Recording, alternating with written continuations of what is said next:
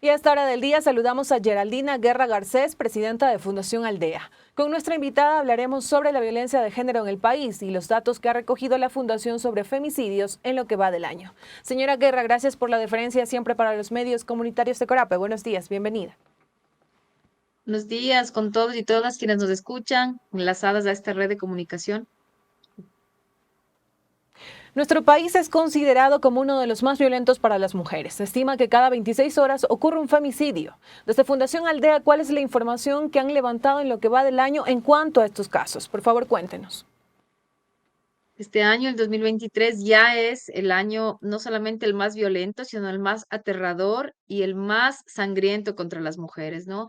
Hasta julio, digamos, hasta julio del 2023 teníamos ya como sociedad civil contabilizados y validados más de 180 casos. Ahora en el mes de agosto esta cifra ha subido, cada mes es como que va subiendo y lo que muestran los femicidios de este año es una mayor saña, un mayor odio, una misoginia altamente exacerbada, es decir, cuerpos mutilados, destrozados, violados, tirados en las zanjas, en las calles, en las acequias, en los sectores rurales, mujeres atadas, mujeres descabezadas, mujeres, es una la ola de violencia es altamente impactante, ¿no? Así que ese ha sido nuestro llamado durante todo este año, es decir, una alerta nacional por la incidencia de violencia en su escalada mortal, que serían los femicidios, pero además por la hazaña que hay. Frente a ello, la respuesta desde la política pública ha sido de impunidad absoluta, de subregistrar los datos, de no nombrar las nuevas formas de femicidio que se están perpetrando en el país, que están ocurriendo todos los días en todas las provincias. Señora Guerra, y en este caso usted ha hecho mención a la ola de violencia que se vive en el país. Ha señalado que es una alerta nacional. Pero quisiéramos saber esta alerta nacional en dónde se hace más fuerte, en las zonas rurales, en las comunidades, también para conocer esta realidad que muchas veces al estar en la ciudad, en ciudades grandes, pues no podemos conocer la dimensión, precisamente por lo que usted menciona, porque tampoco se transparentan las cifras. En este momento, este año hemos visto que, digamos, provincias como Guayas, como Manabí, como Los Ríos, como Pichincha, son provincias altamente violentas para las mujeres. De hecho, Pichincha y Guayas siempre están liderando el ranking, digamos, del horror desde la cifra de femicidios desde sociedad civil, siendo que son las provincias donde se encuentra todo el aparato gubernamental, toda la institucionalidad pública, pero no así la respuesta efectiva y suficiente, ¿no? Y de hecho, hemos hecho un llamado justo la semana pasada un llamado al Ministerio de la Mujer y Derechos Humanos para que ponga su atención en la zona del noroccidente de Pichincha.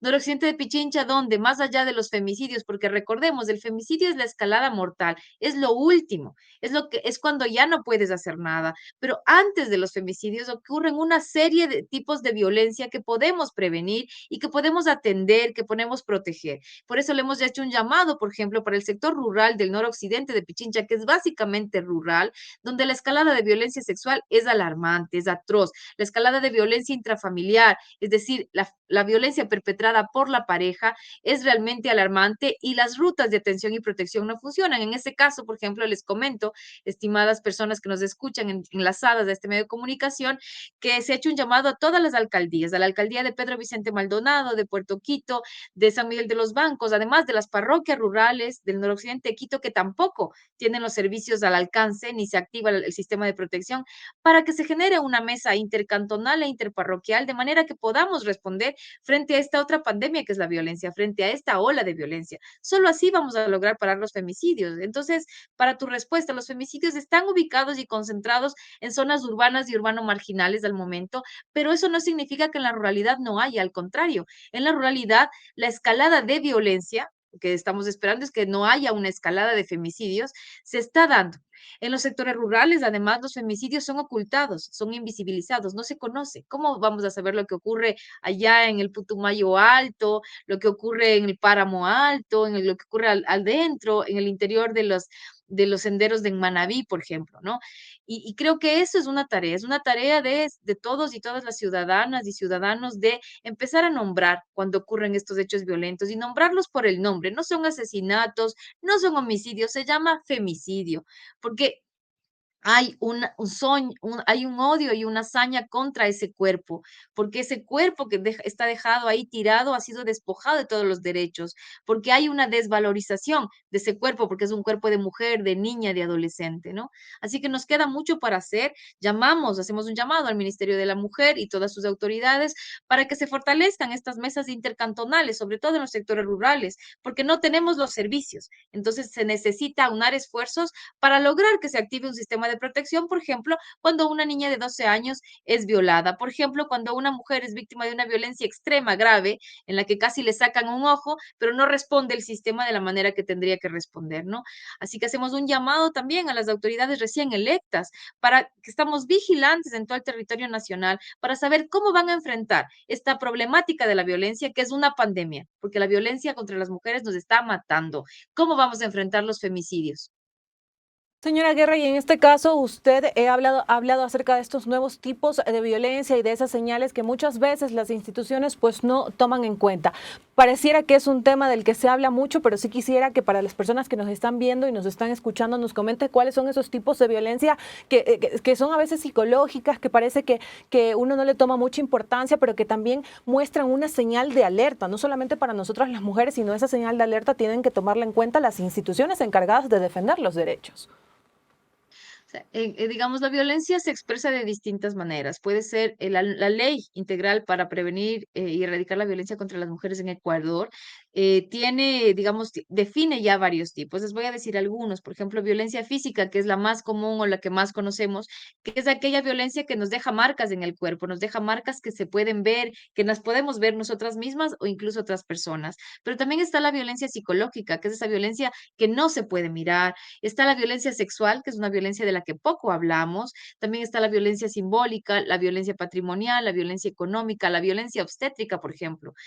Esos distintos tipos de violencia no es que ocurre uno solamente. Digamos, cuando la persona que te va a violar no te viola sin gritarte o nadie te pega sin gritarte, ¿no? Sin que se combinen los tipos de violencia. Solamente la tipología de la violencia se lo ha hecho de esa manera para para que sea más didáctico la comprensión.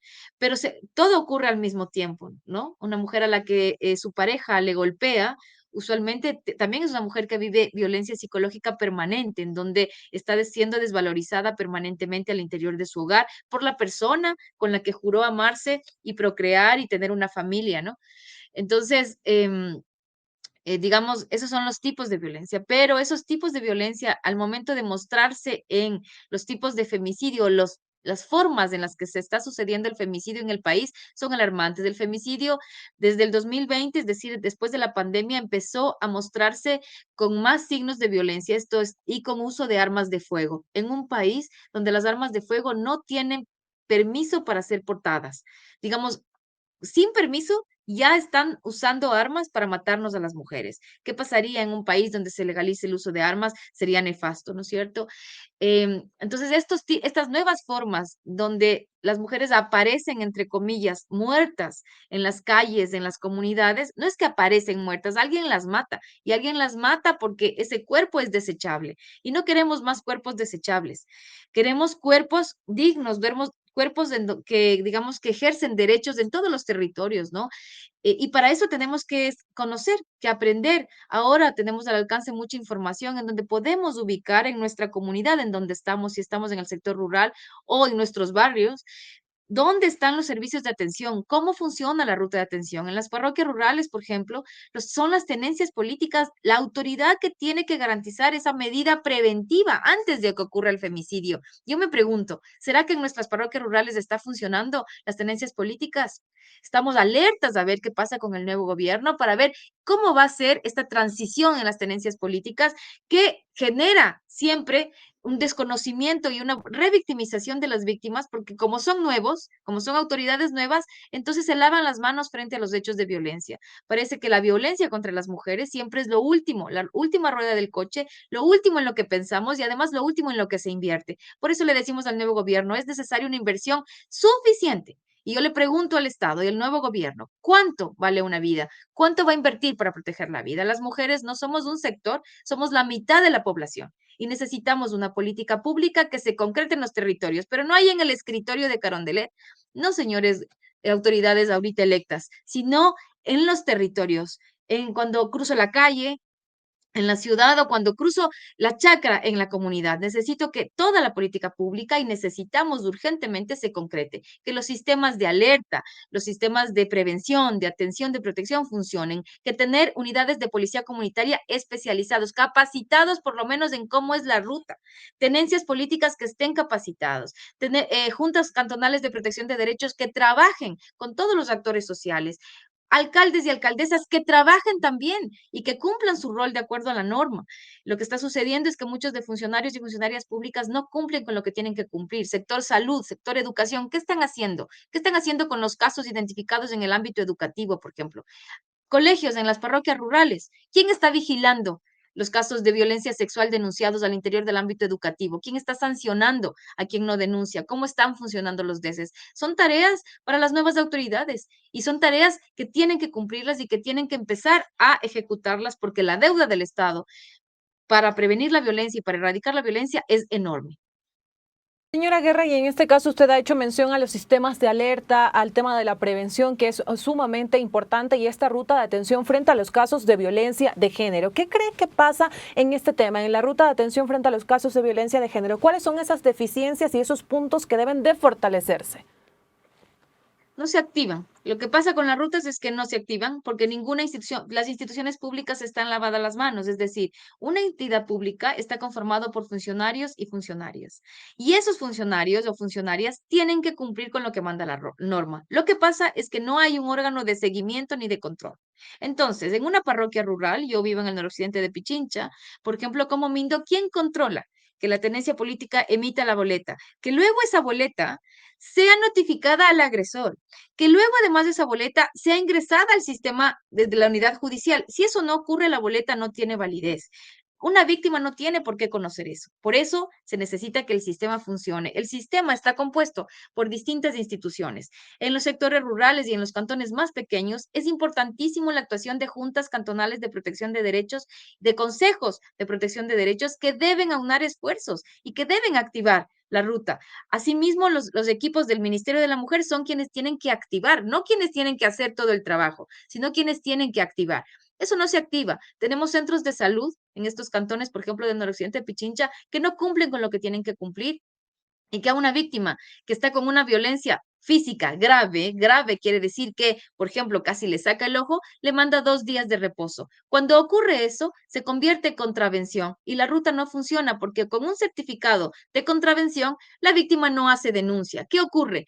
El agresor se pasea libremente por las calles burlándose de la víctima porque no le pasa absolutamente nada, porque regresa y no ha pasado nada después de un hecho violento atroz.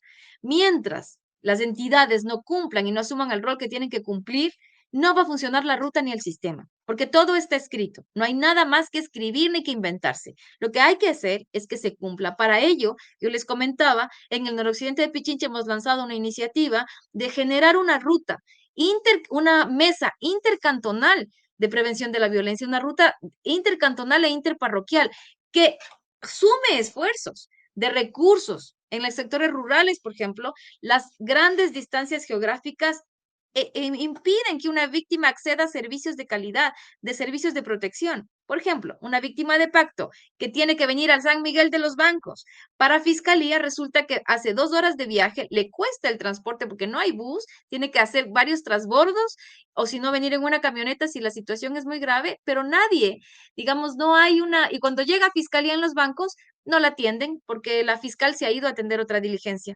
Y entonces ella tiene que volverse a pacto sin resultados. Yo les pregunto a ustedes, ¿ustedes volverían? ¿Quién va a volver en esas condiciones? Necesitamos que esa señora que está en pacto sepa que en la parroquia de pacto hay una OPC que le va a contener, hay un teniente político que la va a contener, le va a ayudar y digamos, y activar la ruta, que va a haber una revisión médica y que se va a, digamos, a enlazar la ruta de atención y protección, pero lo que no ocurre es eso. Justamente eso es lo que no ocurre. Las víctimas están dejadas en la indefensión absoluta, pero además no hay una sanción. No hay una sanción para ese teniente político que no activa, no hay una sanción para ese funcionario o funcionaria que no activa. Y lo que estamos diciendo como organizaciones es, vamos a participar más. Estamos empeñadas en participar más en las mesas locales de protección de derechos y de género para poder activar las rutas, Y eso significa un trabajo enlazado con el Estado, por supuesto, tanto con el Estado central como con los estados locales, pero tenemos que lograrlo, tenemos que hacerlo porque nos están matando 180 víctimas este año, nos debería dar vergüenza. Señora Guerra, le agradecemos por estos minutos para los medios comunitarios de Corape, por contarnos un poco de esos datos lamentables que ha recogido desde Fundación Aldea frente a los temas de violencia de género en el país, sobre todo para nosotras las mujeres. Muchísimas gracias por su tiempo y esperamos tenerla en próximos diálogos para continuar hablando de este tema. Gracias. Muchas gracias al medio de comunicación y un llamado a toda la población. Busquemos información sobre las rutas de atención, no dejemos que nos maten. Hay una ley en donde la violencia es un delito. Conozcamos la ley, conozcamos la ruta. Muchas gracias. Gracias a usted. Amigos y amigas, y con la entrevista del día nos vamos a una pausa. Sigan en sintonía de los medios comunitarios que hacemos Corape.